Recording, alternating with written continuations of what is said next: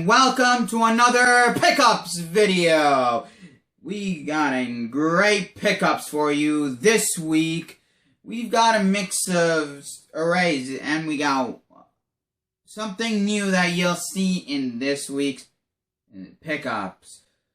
We're gonna start off with the very first item in our pickups, and that is a Mario Brothers plushie. I saw this plushie and I just had to have it. Well, there was also a couple of other plushies that I picked up with this, just because the guy was gonna give a deal if I picked up all of his plushies. But I only kept the Mario plushie because that's the only plushie I wanted. So, great find, great pickup. It's not really an older plushie. It's a modern plushie. It's from 2010. So if anybody wants to know about Mario, he ain't old.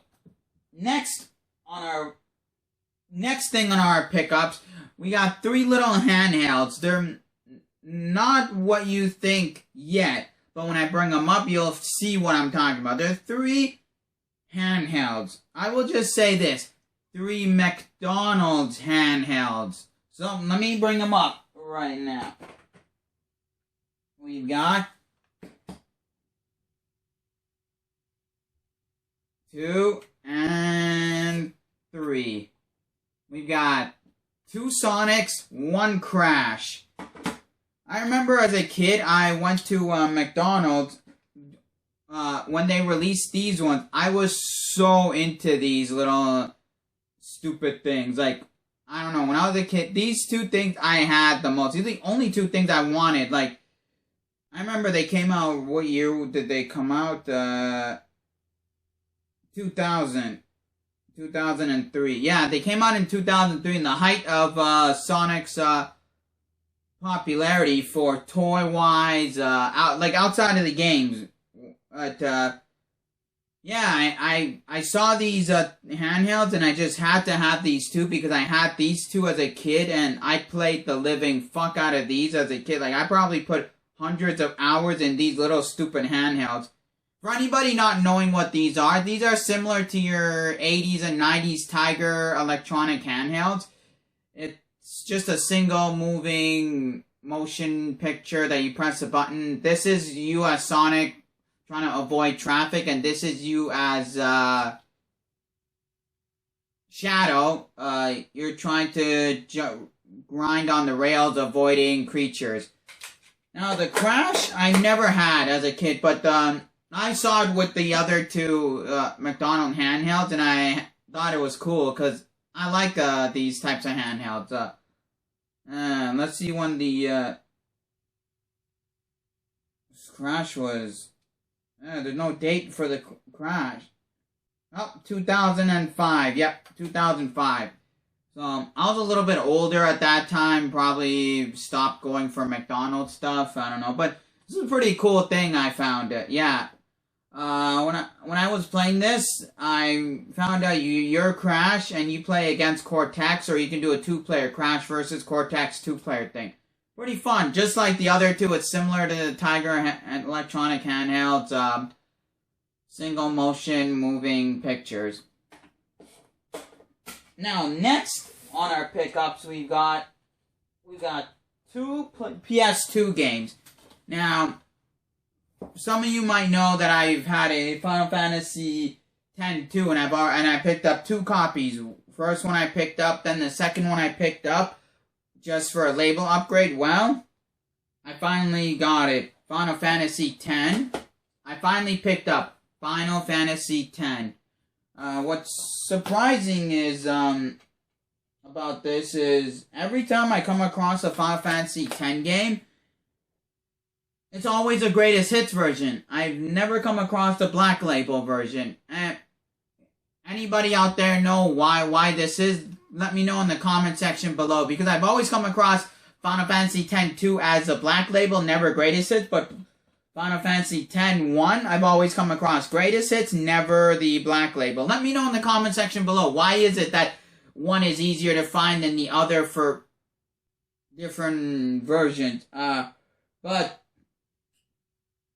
yeah, I've had so many copies of this in my shop, and I thought since now I finally got enough, like I got 3 copies now, I was able to snag.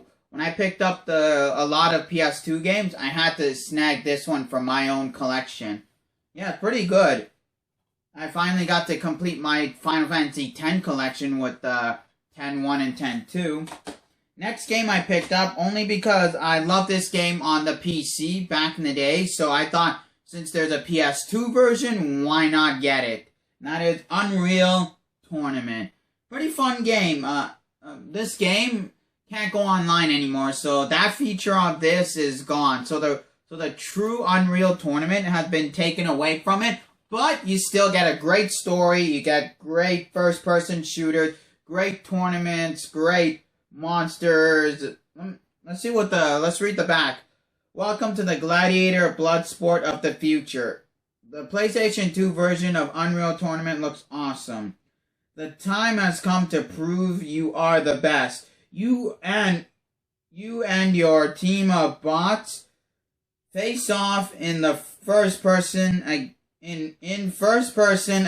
the deadliest warrior bots in the galaxy for the title of Unreal Grandmaster. Challenge your friends to the most spine-rattling combat ever seen on the PlayStation 2.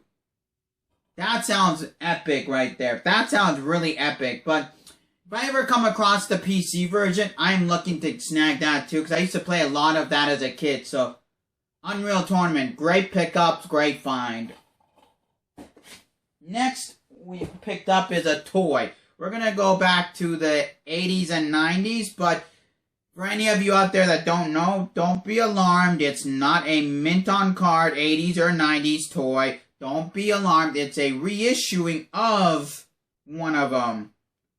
And that is the Terminator T-800 Endoskeleton by Reaction.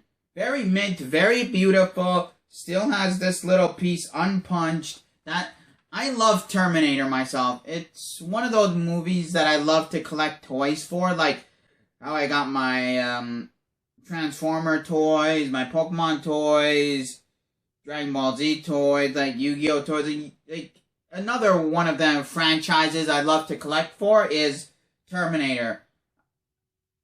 Only thing I don't like about the Terminator toys are the police, like the evil polices and the police force. Those I don't like. Other than that, I like to go for like nothing Salvation, nothing Genesis, anything from War of the Machines and back. I love. I like to collect anything from the Terminator itself, John Connor, Sarah Connor, the bike, the cars.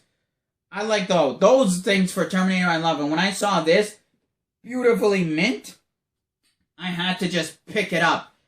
And for some of you out there who are subscribed to Loot Crate, might know this, that this was a Loot Crate exclusive during the time when they were promoting Genesis. So yeah, if anyone collect them, they should know. Now we're gonna move on. We're gonna save the best pickup for last, but we're gonna move on to something new that I picked up, something that I have never shown on this channel, only because I'm not actively collecting for it. I don't really care too much for this part of my collection. It's just that odds and end if I see something like, oh wow, great deal, oh damn, like something that catches my eye, like I really want, or just the price is just phenomenally great, I will go for it. But it's not something I'm actively collecting for. I'm gonna show them to you, and these are 2 sports cards graded. Now the only reason I picked up these 2, because like I said, I'm not actively collecting for them. I only go like if the price is right, or if it's something that I just really want and I know it's a good deal. Like, let's start off with the first card here. We got, both of them are graded by Beckett, so that's what really got me intrigued on them. First card we have is a 1986 Topps traded number 11 T Barry Bonds. Only reason I picked this up because I know I'm not a fan of the Pirates, but I like Barry Bonds. He's a great player, great card, graded 9 out of 10. The backing, it said, look how nice, beautiful. Let's take it out of the sleeve. Very beautiful. The backing, it says, centering 8.5, corner 9, edge 9, surface 9. So, really nice card. I had to pick it up because of the price. That's it. But, again, I'm not actively a sports collector. Just that if price is right and it's something that I really want. Next card we have is a 2003-2004 Topps Pristine number 110 Chris Bosh rookie card. It's graded 9.5. The back is centering 9.5 corner, 9.5 edges, 9.5 and surface is a 9. Only reason I picked this up, I'm not a huge Chris Bosh fan, but I like him. He's a great player, and because it's his rookie card, it's graded 9.5. I just had to pick it up. So, these two are great finds. Now, we're going on to the best of the best. The best of this week's pickups. We've got none other than the handheld collector's dream. The grandest collecting when it comes to collecting for handhelds. The godfather of all handhelds. And I'm not just saying one thing. I'm just saying a whole group. Like, you have the Game Boy, you have the Advance, you have the DS, you have the 3DS, like PSP. I'm talking about, like, the whole group itself. Not just one thing. But this is the godfather of all handhelds. And that is a Game & Watch. We've got the not so easy to find, uncommon, more or less rare, Blackjack complete in box. This is the greatest find I've ever had throughout the entire time of collecting and owning a video game store. Now this is extremely beyond mint. Like, let me open this up for you guys. Like, the styrofoam is still there. Look how clean that fucking styrofoam is. Holy shit, that's beautiful. I fell in love with this the moment I saw the condition. Now, before I show you the handheld, look at that. It has mint, clean manual. Mint, clean, cautious, and warning papers. Mint. Now, let's get on to the clean, mint, beautiful Game & Watch. Look at how beautiful that Blackjack Game & Watch is. Paint is still beautiful. Color's still there. Shine is still everywhere. Beautiful. Now let's open it up and show how beautifully unscratched the screen is. Because most of these Game & Watches you see kids have, they drop, they throw around. They touch their hands so much that it becomes scratchy. They have oily hands when they're eating. The oil becomes permanently embedded with the LCD screen. But look how beautiful the inside is. That is the most beautiful inside I've ever seen for a Game & Watch. Sure, some of you might be out there saying, hey, it's Blackjack. Why the fuck would you care about Blackjack? Now, think about it. When it came out, they advertised for ages 4 and up. What parent would buy their kids Blackjack? If I were a kid, if I were a parent, I wouldn't want my kids at the age of 4 to learn how to gamble, because this is a gambling simulator, essentially. So, the games like your Mario Brothers, your Donkey Kongs, and your Zeldas, and your Mr. Game & Watches, those sold like no tomorrow. Blackjack was sitting in the back, keep sitting, and then they just took them off shelf, and they destroyed a lot of them, because Nintendo knew they made a mistake. The only reason Nintendo made this because they went back to their roots, where they were a trading card company, like a card company where they made like playing cards and Japanese like picture cards. So they thought, since they used to do playing cards, let's do a virtual gambling simulator. Didn't do well. That's why this is one of the top 5 rarest Game & Watches out there. And the condition is phenomenal. Like a perfect 10 out of 10, I'd say. Beautiful, beautiful find, in my opinion. I'd say my best find ever. Oh, you guys saw some of the great pickups I've had this week. some great toys, great games, and the great creme de la creme handheld Game & Watch. Tell me, what do you think of my pickups this week? What are your thoughts? And also, let me know in the comment section below why the Final Fantasy X I never come across a black label.